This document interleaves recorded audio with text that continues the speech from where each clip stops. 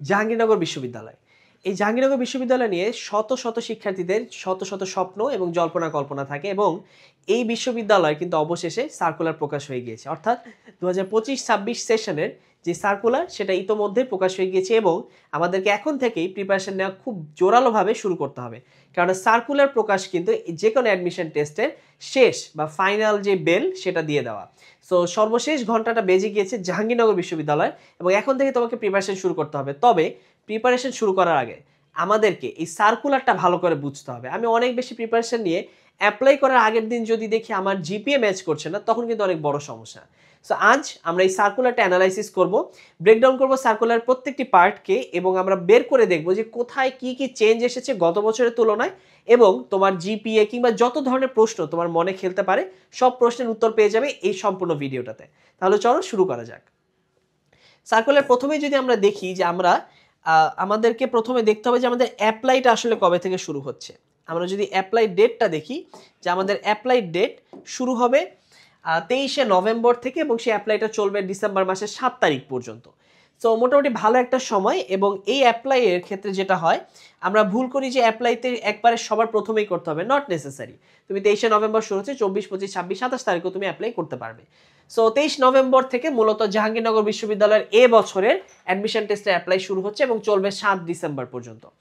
এরপরে যদি আমরা দেখি যে আমাদের অ্যাডমিশন ফিটা কত, এ বি সি এবং ডি ইউনিট, এই 4টি ইউনিটের জন্য অ্যাডমিশনের ফিটা হচ্ছে 800 টাকা, ই ইউনিটের জন্য সেটা 700 টাকা এবং C1 ইউনিট এবং আইবিএ ইউনিটের জন্য সেটা 600 টাকা।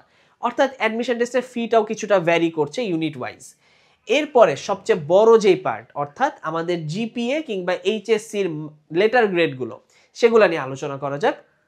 আমরা যদি প্রথমে এখানে দেখি যে আমাদের বি ইউনিট এবং সি ইউনিটের জন্য আমাদেরকে টোটাল জিপিএ ক্যারি করতে হবে 8.50, যেটা এসএসসি এবং এইচএসসি মিলিয়ে।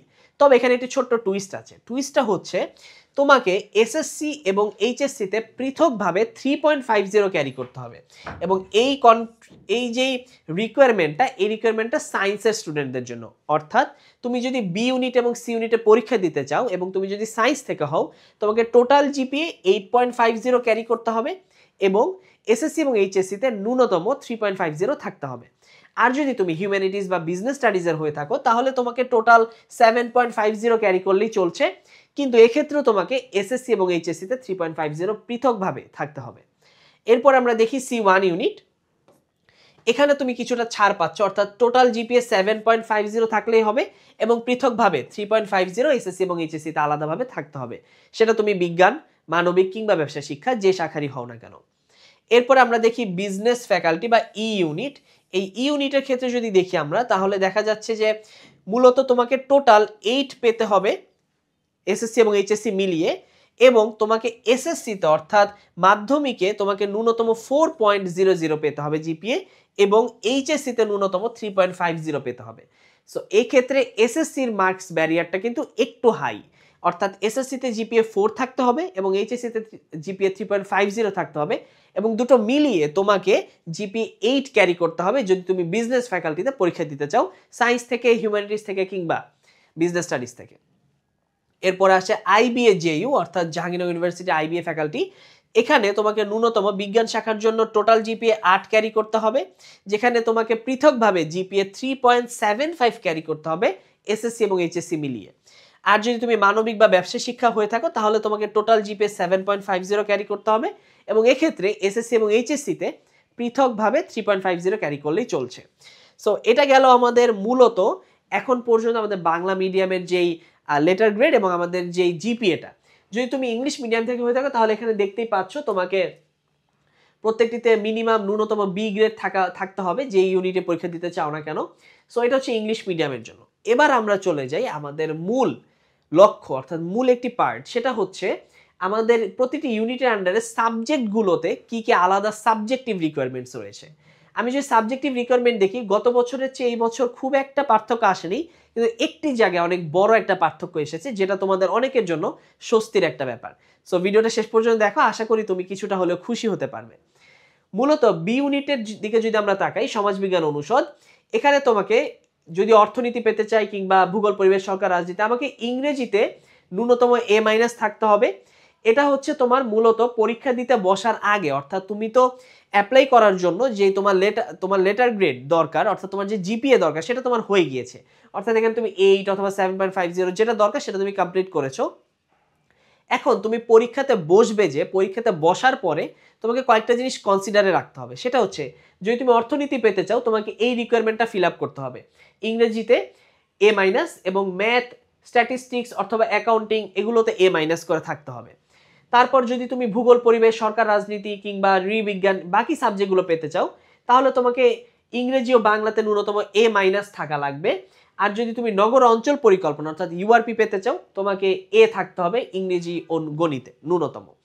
আর এই যে পরীক্ষার আগের রিকোয়ারমেন্টটা এটা হচ্ছে তোমার সাবজেক্টিভ, এবং তোমার পরীক্ষাতে কিছু রিকোয়ারমেন্টস আছে। যেমন তুমি যদি নৃবিজ্ঞান পড়তে চাও তাহলে তোমাকে অ্যাডমিশন টেস্টের বাংলা ও ইংরেজিতে উভয় অংশে পৃথকভাবে 50% মার্কস ক্যারি করতে হবে। অর্থাৎ বাংলা যদি 20 নাম্বারের হয় তোমাকে মিনিমাম 10 পেতে হবে, ইংরেজি 20 হলে মিনিমাম 10 পেতে হবে। সো এটা হচ্ছে তোমার পরীক্ষা ভিত্তিক রিকোয়ারমেন্টস। এবার সেই সি ইউনিটে যেটা বললাম সবচেয়ে বড় সারপ্রাইজিং ব্যাপার, সেটা হচ্ছে সি ইউনিটে এবছর তোমার ইংরেজি ন্যূনতম গ্রেড বিতে নামানো হয়েছে। অর্থাৎ এটা তুমি যদি ইংরেজিতে ন্যূনতম বি গ্রেড পাও তাহলে তুমি সি ইউনিটের পরীক্ষা দিতে পারবে, এবং তুমি শুধু বাংলার জন্য এলিজিবল ছিলে গত বছরের সার্কুলার অনুযায়ী, কিন্তু এ বছরের সার্কুলার অনুযায়ী তুমি বাংলা এবং দর্শন অর্থাৎ ফিলোসফি এই দুটো সাবজেক্টই পাবে যদি তুমি বি থাকে তোমার ইংরেজিতে এবং তুমি যদি পরীক্ষা দিতে চাও তবে। এবং পরীক্ষা দেওয়ার পরে এর আগে ছিল শুধু বাংলা পেতাম, এবার তুমি বাংলা এবং ফিলোসফি দুটো সাবজেক্টই পাবে। আর অন্যান্য সাবজেক্টের ক্ষেত্রে রিকোয়ারমেন্টটা একটু হাই, ইংরেজিতে মিনিমাম A- লাগে। আর যদি তুমি ইংরেজি নিয়ে পড়তে চাও তাহলে তোমাকে মিনিমাম A গ্রেড থাকতে হবে। আর এর পাশাপাশি তুমি যদি ইংরেজি নিয়ে পড়তে চাও তোমাকে অ্যাডমিশন টেস্টের ইংলিশে ন্যূনতম 60% মার্কস পেতে হবে। এরপরে যদি আমরা খেয়াল করি যে আমাদের নেক্সট যে অংশটা সেটা হচ্ছে আমাদের ই ইউনিট অর্থাৎ বিজনেস ফ্যাকাল্টি। এই বিজনেস ফ্যাকাল্টিতে মোটামুটি সবগুলো সাবজেক্টের জন্য অর্থাৎ ফাইন্যান্স, অ্যাকাউন্টিং, মার্কেটিং, ম্যানেজমেন্ট সবগুলোর জন্যই প্রায় একই ধরনের নিয়ম প্রযোজ্য হচ্ছে। সেটা হলো যদি তুমি বিজনেস স্টাডিজের কিংবা হিউম্যানিটিজের বা অন্যান্য শাখার হয়ে থাকে তোমাকে ইংরেজিতে এবং গণিত, অর্থনীতি অথবা হিসাব বিজ্ঞান এগুলোতে মিনিমাম A- থাকতে হবে। আর যদি তুমি বিজ্ঞান শাখার হয়ে থাকো তাহলে তোমাকে ম্যাথে এ এবং ইংরেজিতে A- রাখতে হবে। এটাই হচ্ছে তোমার মূল এবং একটাই রিকোয়ারমেন্ট আমাদের বিজনেস ফ্যাকাল্টিতে। এরপর আসে আইবিএতে যদি পরীক্ষা দিয়ে বসতে চাও তাহলে তোমাকে ইংরেজি এবং হায়ার ম্যাথে তোমাকে মিনিমাম A- থাকতে হবে যদি সায়েন্সের হয়ে থাকো।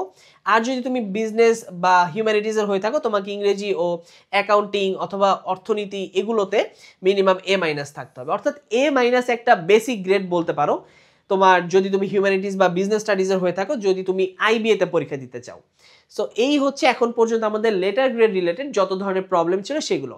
আর বাকি অংশগুলোতে যেমন তোমার আমরা যদি C1 ইউনিট নিয়ে কথা বলতে চাই তাহলে তোমার বাংলা এবং অন্যান্য বিষয় ন্যূনতম বি গ্রেড, এবং বাংলা ইংরেজিতে উভয় বিষয় পৃথকভাবে ন্যূনতম বি গ্রেড। অর্থাৎ ইংরেজিতে বি থাকার পরেও ভাইয়া পরীক্ষা দিতে পারবো কিনা এই প্রশ্নের উত্তর আশা করি পেয়ে গিয়েছো। ইংরেজিতে বি থাকলেও তুমি বাংলা, ফিলোসফি এবং C1 ইউনিটের এই নাটক ও নাট্যতত্ত্ব এবং চারুকলা এই 4টি ডিপার্টমেন্টের জন্য এখন পরীক্ষা দিতে পারবে।